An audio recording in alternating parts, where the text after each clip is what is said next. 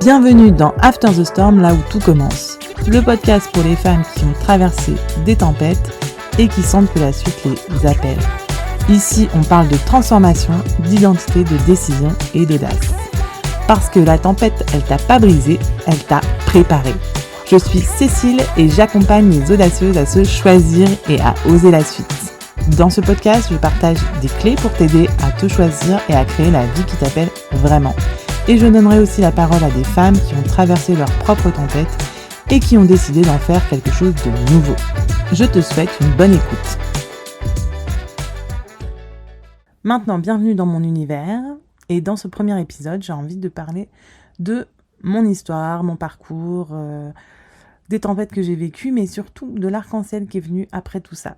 Parce que oui, j'ai été cette femme qui a vécu des relations toxiques. Cette femme qui s'est longtemps positionnée en victime. Et pour être honnête, ça a commencé très tôt, je dirais dès l'enfance. Je comprenais pas bien le monde dans lequel je vivais. J'avais l'impression de faire de mon mieux et pourtant de me sentir toujours pas assez ou toujours trop. J'ai longtemps cru que le problème c'était les autres, qu'on m'aimait pas, qu'on n'était pas gentil avec moi. J'en ai tellement souffert que j'ai envisagé de mettre fin à mes jours vers 12 ou 13 ans. Mais heureusement, je suis pas passée à l'action. Par contre, la souffrance, elle est bien restée. À l'adolescence, je me suis convaincue que je plaisais à personne. Alors, j'ai un peu accepté d'être choisie par n'importe qui et je me sentais chanceuse d'être avec quelqu'un. Alors que finalement, je m'étais même pas posé la question de savoir s'il me plaisait vraiment. Et quand mes copines, elles ont commencé à avoir leurs premières expériences sexuelles, moi j'étais persuadée que ça m'arriverait jamais, mais une croyance tellement profondément ancrée, je vous raconte pas quoi. Vraiment, je pensais que ça m'arriverait jamais. Spoiler alert, c'est arrivé plein de fois. Alors, je me suis lancée à la première occasion. Et j'ai longtemps eu honte, en fait, de cette première fois. Alors, j'en ai pas trop parlé d'ailleurs. Et aujourd'hui, je dirais que j'ai plus de la compassion pour cette jeune fille qui manquait cruellement d'estime d'elle-même et tellement d'amour. Et puis les années, elles ont passé. Et plus je cherchais à être aimée, plus je m'adaptais. Plus je m'adaptais, plus je m'oubliais. Jusqu'à totalement me perdre. Je savais plus qui j'étais, ce que j'aimais. Pour vous dire, faire un choix sur une carte de restaurant, c'était impossible pour moi. J'ai connu les relations toxiques, les humiliations, les violences, les tromperies et d'autres choses encore. Chaque relation m'emmenait un peu plus loin dans le renoncement à moi-même. J'acceptais l'inacceptable, tout en me trouvant chanceuse en fait de pas être seule. C'est ça qui est horrible en fait. Jusqu'au jour où, après une énième dispute avec mon copain de l'époque, je me retrouve avec des bleus au visage. Donc, je peux plus aller travailler. Et en fait, cette difficulté, elle a duré 6 mois parce que, au-delà des bleus, en fait, j'ai tout mon corps qui a lâché. Bon, j'avoue, le début, c'est un peu flou parce que, en fait, j'étais sous antidépresseurs, anxiolytiques, somnifères, bon petit cocktail. Et du coup, vraiment, je me souviens pas trop de cette période. Je me souviens que c'était, c'était pour moi un truc de fou de mettre ma machine à laver en route. Vous dire à quel point je n'arrivais même plus à faire de simples tâches tellement je me souviens que je parlais au ralenti. Vraiment, cette période, c'est vraiment pas la meilleure de ma vie. Mais en fait, j'ai tout qui m'a explosé au visage parce que j'étais même plus capable de faire ce que je faisais de façon automatique tout le temps. Et puis, il y a vraiment quelque chose qui a changé pendant cette période. Du coup, j'avais du temps, alors je me suis mise à lire. J'ai vraiment beaucoup lu. Et je dirais qu'il y a un livre qui a marqué un tournant un peu dans cette période. C'est un livre de Raphaël Giordano, comment ça s'appelle ? Ta vie commence le jour où tu comprends que tu n'en as qu'une. Dans ce livre, alors c'est un roman, mais c'est orienté développement personnel. Et dans ce livre, il y a un certain nombre d'exercices dont, en fait, à la fin, il y a tous les exercices qui sont récapitulés. Et j'ai commencé à faire les exercices. Notamment un que je me souviens très bien, ça devait être un des premiers. En fait, j'avais compris qu'il fallait que le positif appelait le positif. Et du coup, je m'étais mis en tête d'aller marcher pour me mettre en mouvement et pendant la marche, de me dire des choses que je pensais bien sur moi. Voilà, je m'étais dit, ouais, c'est cool, ça va me faire du bien. Donc, je suis partie vraiment très motivée. Et puis, bah, en fait, arrivée sur place, j'ai commencé à me dire, mais qu'est-ce que je pense de bien de moi? Et là, le seul truc qui est sorti, c'est je suis gentille. Et je vous avoue que ben, la route fut longue parce que pendant, je sais pas, je faisais peut-être 6-7 kilomètres. Bah, se répéter qu'on est gentil, parce que bon, je m'étais dit que j'allais répéter, enfin, j'allais me dire des choses tout le long de la marche. Donc, bah, j'ai suivi ce que j'avais dit. Et c'est la seule chose que j'ai trouvé à me dire. Voilà. Et au final, ben, j'étais un peu.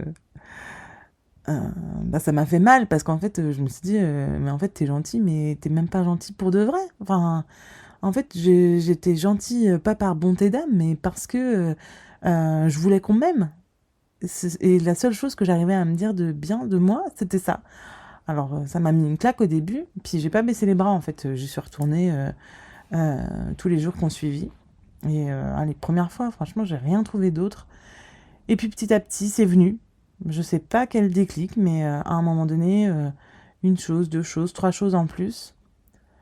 Et voilà, je me suis dit que ça y est, j'étais en route dans la direction de ma guérison parce que ben, j'avais enclenché le processus vers le positif en fait.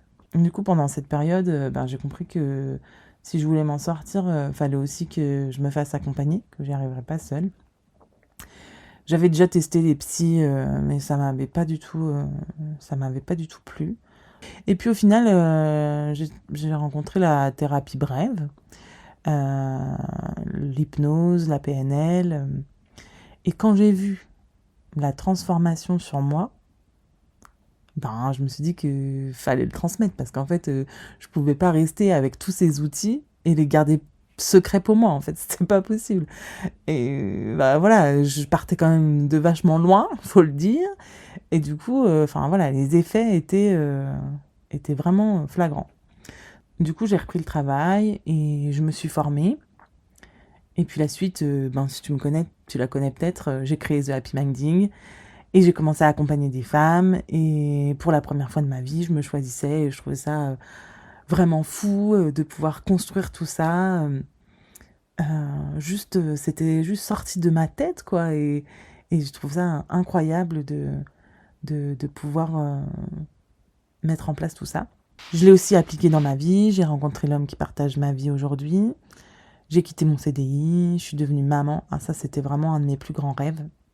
Et être mère, c'est vraiment le plus beau rôle de ma vie. Bon, faut pas se mentir, c'est aussi le plus challengeant et celui qui me met le plus de pression parce que ben, je sais à quel point l'enfance, elle façonne nos schémas en tant qu'adulte. Et franchement, ça me met une pression de dingue. Parce que je veux que ma fille, elle sache qu'elle est aimée inconditionnellement, qu'elle a rien à prouver et qu'elle n'a pas à être quelqu'un d'autre, en fait, pour mériter l'amour. Ça, c'est vraiment mon plus grand souhait pour elle. Et c'est mon plus grand souhait aussi pour toutes les femmes de la planète. Parce que, en fait, l'amour inconditionnel, c'est le socle. C'est ce qui permet d'être pleinement soi. Alors, je sais aujourd'hui aussi que s'il a été un peu ou beaucoup défaillant dans l'enfance, ben c'est pas non plus immuable. C'est-à-dire que on peut quand même retrouver sa sécurité intérieure, euh, même sans avoir reçu cet amour inconditionnel. Alors effectivement, quand on l'a reçu de base, c'est la vie, je pense, elle est beaucoup plus facile et fluide. Et ça demande beaucoup de travail euh, plus tard quand il faut reconstruire ça. Mais c'est tellement, ça apporte tellement, ça change tellement la vie. Franchement, je peux que vous recommander de travailler là-dessus. Je me suis un peu perdue. Mais tout ça pour dire que à travers mon accompagnement et bah, le podcast que je crée aujourd'hui, je veux transmettre les clés pour que toi tu puisses t'aimer à ta juste valeur. J'ai envie aussi de donner la parole à des femmes qui ont traversé des tempêtes et qui ont créé leur arc-en-ciel après tout ça. Pour que tu saches que déjà c'est possible. Si d'autres l'ont fait, toi aussi tu peux y arriver. pour que tu te sentes plus jamais seule et surtout pour que toi aussi tu te choisisses enfin et que tu crées ton arc-en-ciel.